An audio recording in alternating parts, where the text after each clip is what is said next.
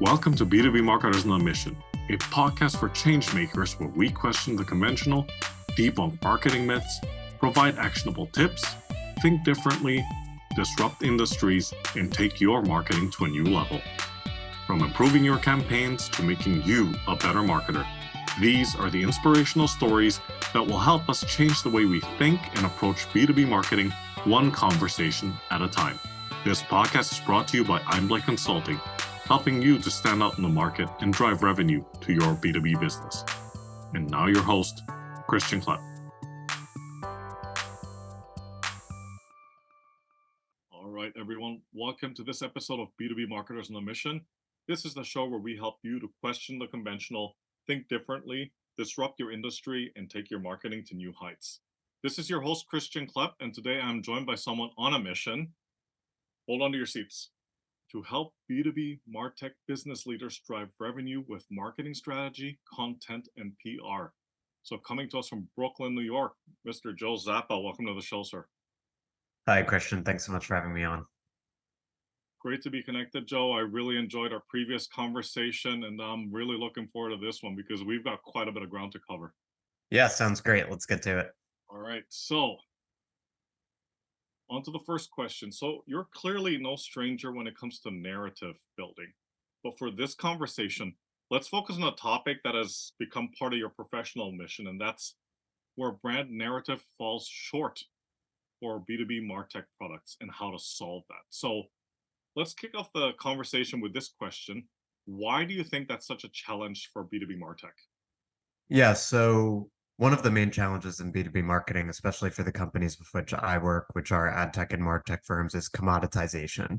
Everyone who is in this industry thinks about it in terms of categories, right? So you have, we love our three-letter acronyms. So you have CDPs, customer data platforms, CRMs, DMPs, whatever it is.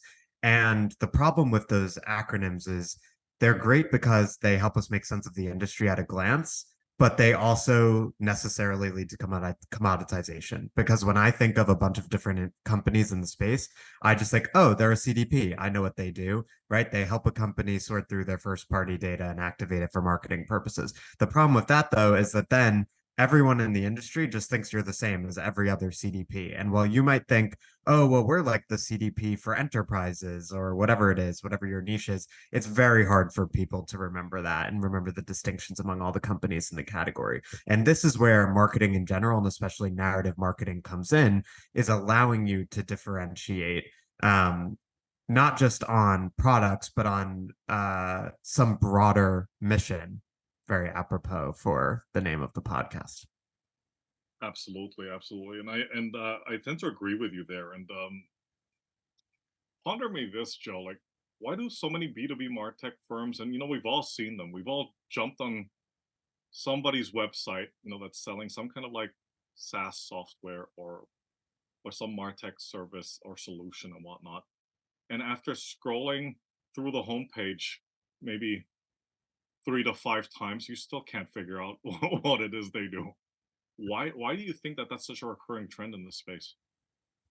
Yeah, I think one reason is that companies are very immersed in their own business. So they are describing what they do like they're speaking to an expert, or like they work with someone, they're working with someone else who is as immersed in the product as they are, which is almost never the case. Because even if you're a marketer and you're using, let's return to the idea of a customer data platform, you might understand pretty well what that product does. Maybe you've worked with others before, but it's still not your entire work. Like your entire 40-hour week is not sorting through this technology, right? You want to go to that technology, you want to get your insights quickly, and then you want to get on with your job. So all B2B tech companies just need to remember that even though you live and breathe the details of your product, your customers do not. And so the challenge is twofold. The first thing is to focus on the pain points of the customer and not the details of the product. So what is it going to help them do? Not like what are the product's intricacies. And the second, like the higher level to B2B marketing, and this is where the mission thing comes in, is ideally you don't even just solve pain points for your customer, but you're part of a broader movement and business culture that they can latch on to. So for example, one of my collaborators who does strategy for my clients is Mark Johnson, who was for 7 years the CMO of Bombora, which is a B2B intent data company. And Bombora's shtick was uh, sustainable marketing. So their idea was like, they sold B2B intent data. They helped companies, marketing and sales, understand who were their buyers and what were their buyers interested in, and how to message to them based on their interests and not just product alignment with their needs. And but Bombora didn't go out into the market and they grew from like 0 to 60 million while Mark was there and say, just like, we have this amazing intent data. Let us tell you about how amazing it is. What they did is they said the entire industry of marketing and sales, B2B marketing and sales, is moving toward sustainability and sustainable marketing. The idea being we're all sick of getting spammed with messages. How do we have an approach to targeting our customers that is not going to piss them off and that is going to allow us to build these long-term sustainable relationships? And they were able, by focusing on that idea, to position their product as what would enable that movement, and B, get a lot more people interested in it and interested in talking to them than if they were just talking about how good their product was. Because when you focus on an idea like sustainable marketing, you can have journalists come and industry influencers. More people can get involved than just the people who are in the market for your product right now. Absolutely, absolutely. And I had a follow-up question for you, Joe, just based on what you said in these past couple of minutes. Like the idea of focusing on an idea, right? To expand and improve that brand narrative. And I know you can go in several directions with this one, but how do B2B companies come up with that idea that not necessarily will stick, but that idea that will resonate with the target audience? How do they do that? Yeah, so I think it's a synthesis of what resonates with your customers and what do they already love about the product, and then where is the industry heading.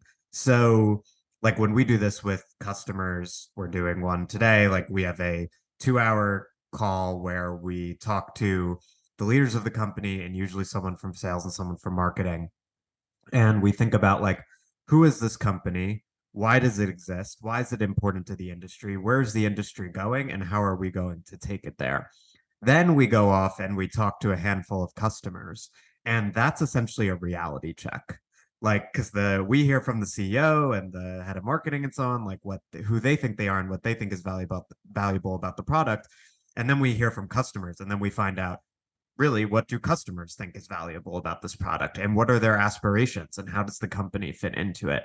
And then we synthesize that. So then we look at what are the trends and what we're hearing from these 5 customers. Like if 3 or more of them say the same thing, then we're starting to see some qualitative evidence that, okay, this resonates. And then we take that to the original team, CEO, CMO, and so on, and we try to figure out, okay, based on what our customers care about and what they love on about our product, plus where we think the industry is going, what is an idea that would captivate our customers and also influencers and so on. So if you think about Bombora and the sustainable marketing example, uh, what I would imagine like Mark discovered when he was talking to Bombora's customers back in the day is like, okay, it's not just that like we help them target more effectively. It's that the product is a relief for them because they're sick of getting bombarded with messages that don't resonate with them, and their customers are sick of that, and they're sick of, as sales and marketing people, of sending people DMs or cold calling them and being told to go away. And so and so that's how you land on that kind of idea, I think. What do you think? Because I know you Yeah. do similar things with your clients. No, absolutely, absolutely. No, I agree, and we do similar things. It's fascinating to me, at least from my experience. And this is not, I mean this in the nicest way, and no disrespect to anyone out there, but it fascinates me how sometimes um, what the client says, the client's team says about their product and the market isn't necessarily a reflection of what the customers say and think.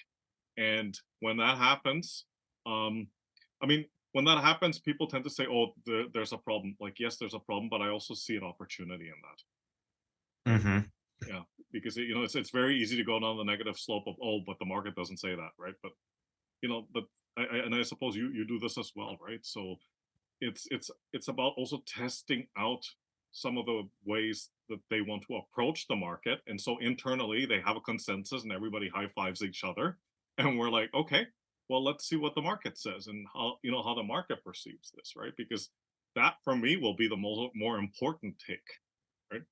Yeah, Because I go ahead. sorry. Yeah, no, I just want to say I totally agree. And the other thing I wanted to Mm, say is that because we don't want to, offend our clients, the of same course. is true of us. It's true of every business. Yes. Like I'm sure you've done this with your clients. Like Yeah. in the spring, I interviewed 5 of my clients Mhm. to find out the same exact thing I do for them. Like, what do they actually like about working with us, and what do Right. they want from us, and all of that. And some of the findings were really surprising, right? It's like the stuff Yes. sometimes that we obsess over as business owners or marketers. Mhm. We talk to our customers and we're like, oh, wait, they don't care about that at all. At all. Yeah, yeah, yeah. Yes, yes. And there you are internally stressing about it, right? Like losing to a certain degree. I mean, I've been there, right? Like losing sleep over it, and then you then you talk to the customer, and they don't even bring it up, right? Yeah, no, it's incredible. It's incredible. All right, I'm going to move us on to the next question. And you brought up some of them already, but highlight some of the top mistakes and misconceptions you've seen out there, specifically with regards to brand narrative. And what are some simple steps that marketers can take to address those?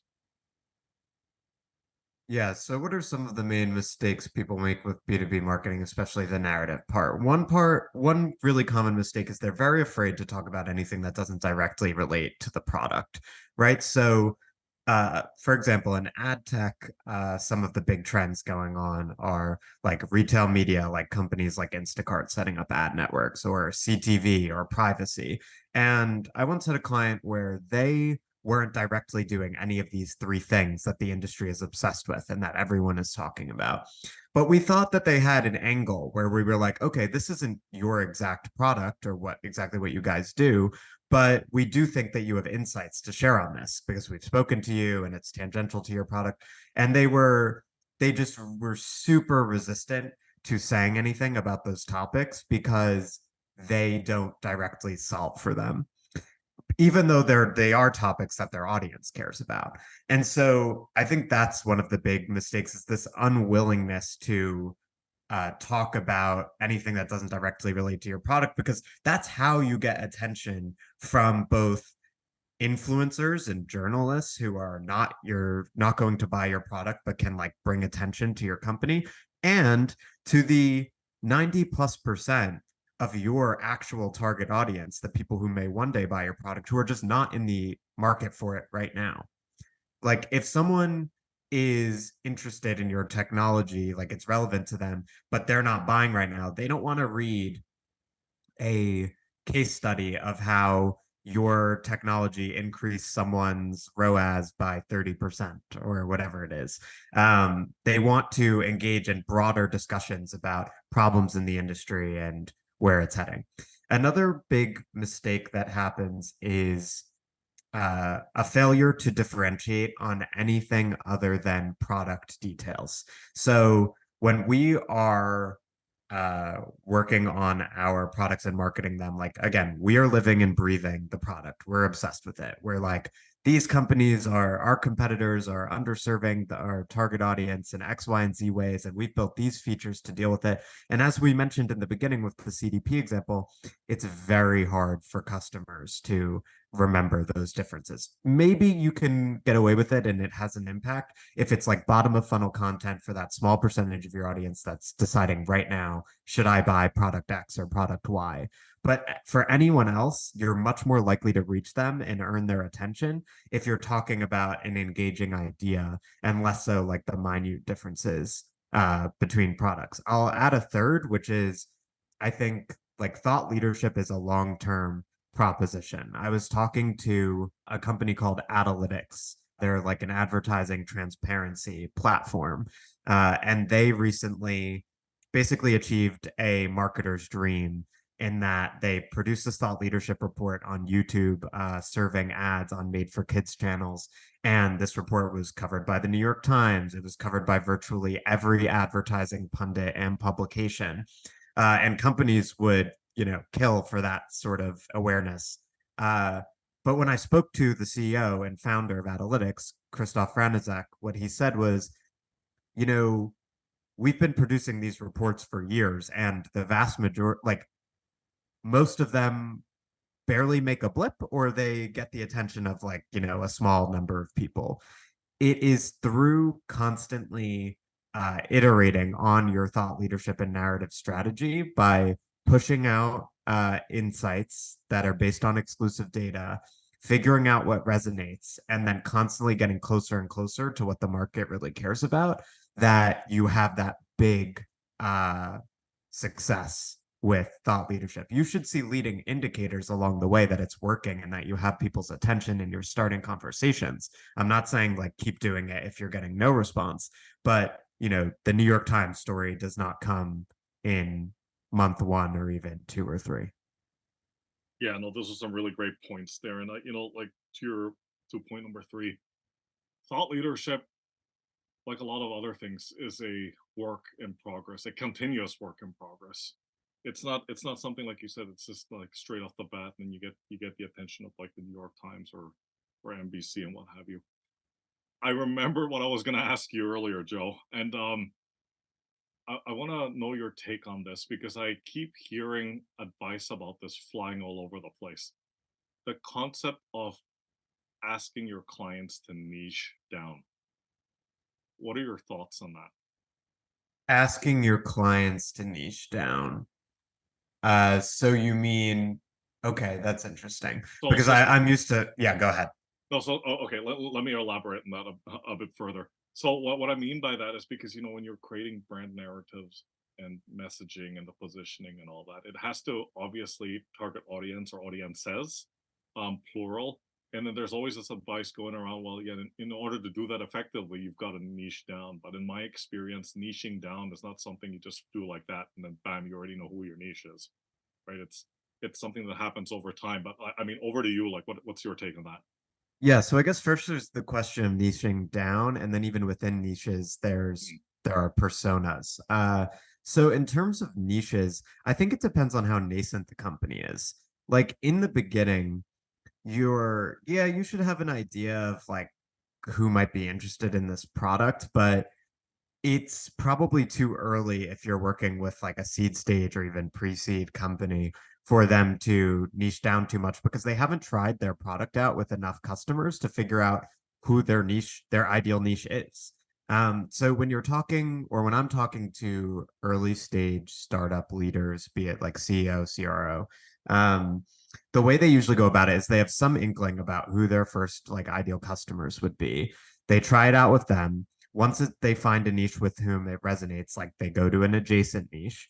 And I think marketers should work with sales to identify that ideal audience and sort of iterate along a time frame that makes sense. So you don't want to force a niche. At the same time, we all know that speaking to everyone is not an effective marketing strategy. So I think it's about striking a balance. Another thing I would add, and this is where I think the whole narrative thing can be really powerful, is oftentimes you have companies who even might be quite successful, like they might be working with some big brands or something, but they haven't yet really fleshed out personas on a level where they understand what makes this person who's going to use my technology tick, and therefore why is my product better for them than all of the other products in the category. An example I like to use here is our other in-house marketing strategist, Paul Connegton, who is the CMO for Beeswax, which was a DSP and bidder as a service that sold for 9 figures to Comcast. When Paul was at Beeswax, they were having trouble closing deals, and their sales cycle was very long, and they couldn't necessarily figure out who are the best customers. We know where they had great awareness, they had a great CEO, Ari Paparo, who's getting tons of attention, So they had a lot of big brands and agencies coming through the door, but they couldn't figure out within that set of brands and agencies whom should we really be speaking to accelerate deals and forge happier customer relationships. And what Paul figured out was that their most successful clients were what he called control freaks. And this was a great term because, like many marketing innovations, as you can probably surmise, it actually turns away the majority of potential customers, right? Because if you say, like, we are the ad buying platform for control freaks, tons of buyers are going to see that. They're going to be like, I'm not a control freak, right? Like, they might almost be offended by it. And they're like, clearly, I don't want to work with this company. But the 20% or whatever it is of the buying population with whom that did resonate, uh, they loved it. It clarified the proposition to them. They were like, this is the DSP for me in an extremely crowded and commoditized market. And they, grew revenue very quickly on the basis of that intuition. Great explanation. Thanks for that. And that's a beautiful segue into the next question. We're going to stay on this topic a little bit about, well, for you, it might seem painfully obvious, but like the importance of conducting research and having a deeper understanding of your target audience to get the brand narrative right. Because you and I have probably both seen companies that didn't get this part right. Yeah, for sure. I think two things go into this. One is collecting the data or doing the research, and the other is having people on your team, whether it's in-house or at an agency, who can analyze it and package it for the market. So let me return to the analytics example. They put out these extremely rich and rigorous thought leadership reports, like 200-page reports on, for example, the YouTube advertising made for kids situation. And I spoke to Christoph, the CEO, and I was like, Christoph is a PhD. He was a computational biologist. And I was like, do you need tons of companies would love to produce thought leadership that is this rich and rigorous, and they would love to get the attention of the New York Times and other publications. But they're probably wondering, is Analytics only able to do this because they have a Cambridge trained computational biologist as their CEO, and he has a network of, PhDs and serious data scientists who can pour over this data? And Christoph actually said no. Like, you don't necessarily need an MIT scientist to be poring over your data. What he and I settled on is that you do need three things.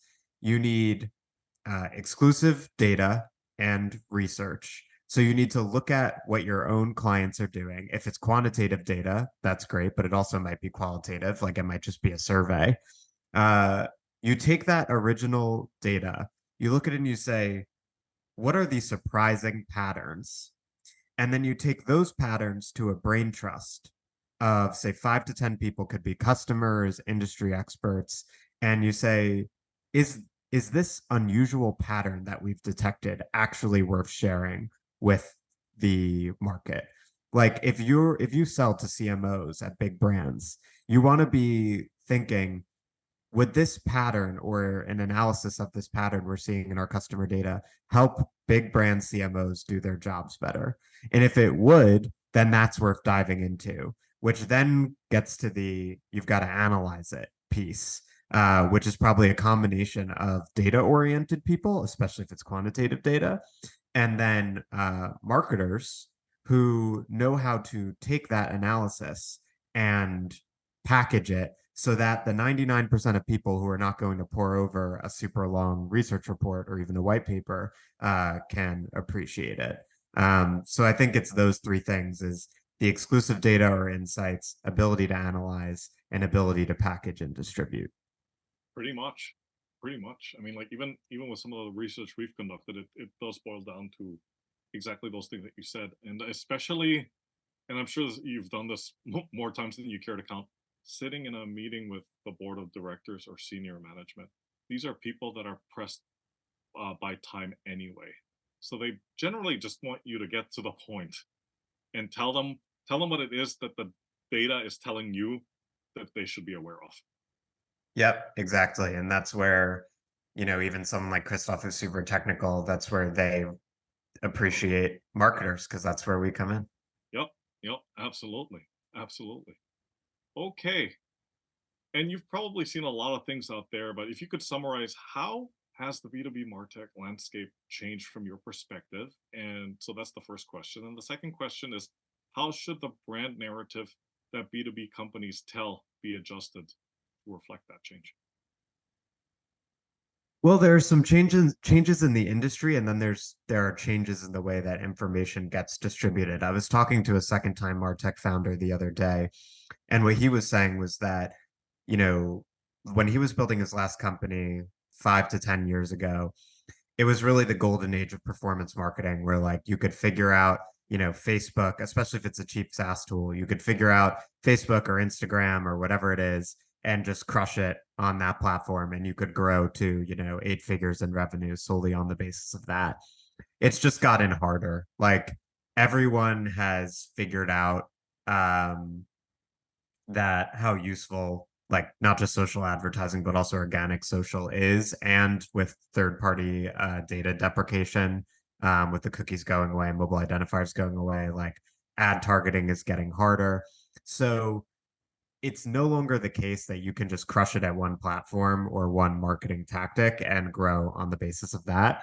So the result is that you need to have what this guy, Aaron Wyka of Lead Furno, called a tentacle approach. Like you're probably going to do like 5+ things. And the key, especially in the beginning, is just to focus on like what you're good at and go from there, because that's the path of least resistance. So that's the first thing is like if you're a founder, you're a small marketing team, and you're great at storytelling, you love writing, good. Go do, organic social or write on the blog or whatever. If paid ads is your thing, maybe that's what you're going to try earlier on. Though like the economics there are harder for early stage companies. But so that's the first thing in terms of how the information environment has evolved. In terms of the the actual market of technologies, I think like there are over 10,000, I think over 11,000 MarTech tools now. It's just like very commoditized. Anything you're doing, like someone else is doing. And that just speaks to the importance of what we're talking about here, which is you need to find ways to differentiate. But what would you say? Yeah, absolutely. Differentiate and stand out. For sure, for sure. I mean, I'm maybe my answer is going to be a bit biased because I'm a branding guy too. So of course I'm going to say yes, absolutely, you should do that.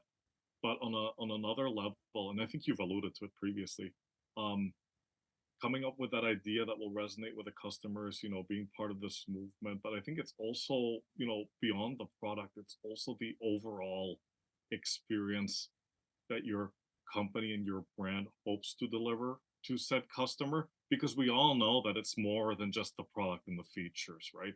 There's many companies out there that are selling, I wouldn't say exactly the same product, but it comes pretty close, right? But what would differentiate your company from the others, and especially if you're answering an RFP and you're up for like a contract renewal and the buying group is reviewing contracts or proposals even, right? So what would make you stand out, right? And on that note, on the topic of tools, Joe, I'm going to throw this at you, and I don't think it's a controversial question at all because I think it's everybody's dealing with it these days. How has AI and machine learning and all these types of tools impacted the brand narrative landscape in B2B? Yeah, first I just want to say I think your take on how Martech has evolved is great. I saw a tweet the other day that a lot of people were uh commenting on that said essentially SaaS is dead, which was, a polemical way to put it. But what they meant was that you can't get away with no service anymore. Like it's too competitive. Um, so yeah, like your software can be great and it should be easy to use and all that stuff we learned from like the SaaS era, but also you're going to need some level of service and like human touch. And marketing can also help with that, right? By humanizing the brand. And especially, I think that's where founder brands can be very impactful, is like getting the company out there. But as for Chat GPT and generative AI, I think the amount of attention Chat GPT and generative AI have gotten this year has actually been outsized. I think that ChatGPT, as exactly as you said, is a tool. It is a useful tool. It will allow you to pump out basic content quickly. It also is good for research and inspiration. For example, if you have a writer who's never written about a topic, you could say, hey, like to get like a basic education on this topic, put into ChatGPT, write a blog post about X, like for Y, and that will probably do a pretty good job of priming the writer on that topic. And then if you're an expert or someone else in the network is an expert, they can sort of fill in the gaps. But the problem with ChatGPT is that it's drawing on everything else that's out there, so it's necessarily commoditized content. And we just were talking about how really the point of content is to do more than that, right? Like we are not in the era anymore where you're gonna win by just doing like, we're a CTV advertising company and we're just going to do blog posts like what is CTV advertising, right? Like SEO is still valuable, but it's not SEO like that. So yeah, by all means, like use ChatGPT or similar tools for efficiency, or to do first drafts or whatever it is. But you're going to need to tailor it to your specific brand and your customers and what makes you different for it to be fully effective. Absolutely, absolutely. And I mean, I've given like many others, like I've given ChatGPT a whirl, and I do find that it produces very well, it's vanilla content essentially, right? Because it's aggregating all this data that it finds online that was, probably a content piece that was written by somebody else like a while back. And it does have its limitations, as you well know, because there's a time limit in terms of like the month and the year. Like it can aggregate data up to a certain period and that's it. Right. Yeah, I mean, that's another limitation, of course, is that it won't Yeah. be as accurate as a skilled human writer and it won't be as up to date. Correct. Correct. Okay, Joe. So a big part of the show is talking about actionable tips. And so give us something actionable here, but I'm going to throw in this caveat and let's appreciate that not everything that you do can be done in a day, right? But if there are folks out there listening to this conversation that you and I are having, what are some immediate steps that they can take right now to craft a better brand narrative?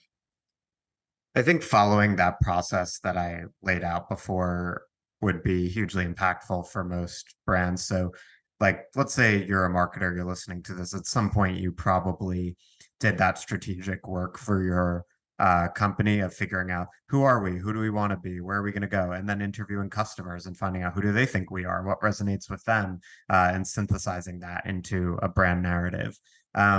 If it's been a year or more since you did that, or if you never did it and you don't have the answers down on paper, it's time to re-up because the market evolves and your customers' perceptions of you evolve and you have new competitors. By doing that process of figuring out who you are, who your customers think you are, where the industry is heading, and articulating the synthesis of that, you can create content that better resonates with your customers, get their attention, get them in the funnel, and ultimately create sales opportunities. And that's what we're in the business of doing. Absolutely, absolutely. And on that note, I'm curious to know, Joe, and I know it depends on the company and the vertical, but how often do you recommend clients going through this exercise of reviewing their brand narrative and possibly updating it? How often should they do that? I think once a year, which is just like if you just did it a year ago and you did it thoroughly, you might discover that you don't need to iterate a ton, but I think it's worth taking the time once a year to say, okay, this is what we came up with last year. Is this still true? Have we released new products that changed it significantly? Has our customer base changed? And what do our customers say? Because I think things internally sometimes don't change so much, but the way your customers view you may have changed. So that's worth checking in on. Yeah, no, that's absolutely right. That's absolutely right. Okay, get up on your soapbox here. What is the status quo on the topic of brand narrative that you passionately disagree with and why? I think the status quo is a lack of action, actually. I think like the biggest problem is that a lot of B2B tech companies struggle to invest in any form of marketing that cannot easily be measured on a dashboard, which is totally understandable, especially in the current economic environment.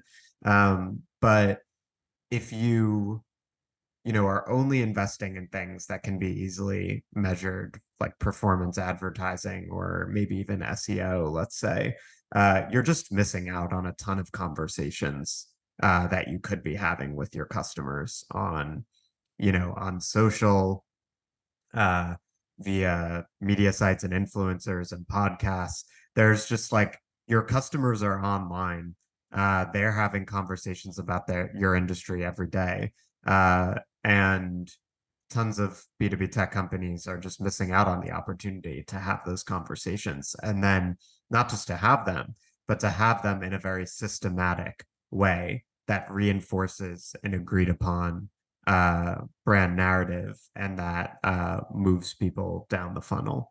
And I think undergoing that strategic work of figuring out what is the narrative, how are we going to reinforce that narrative across the channels where our customers spend their time, and then how are we going to measure the impact of those activities. Those are basically the three components of marketing strategy, and don't miss out on them. Absolutely, absolutely. And I had one last follow-up question for you, I promise. But and I'm sure you deal with this every now and then. I know I have. How do you get folks in the B2B Martech space to buy in to the importance of a brand narrative? Because every now and then, as I said, I hear this from people I have conversations with, and they're like, "Well, Christian, that's all well and good, but that sounds like more of a nice to have rather than a must have," and so they don't really see the importance of it. Partly because they don't quite understand what you've alluded to, the amount of work that actually goes into it. But yeah, over to you.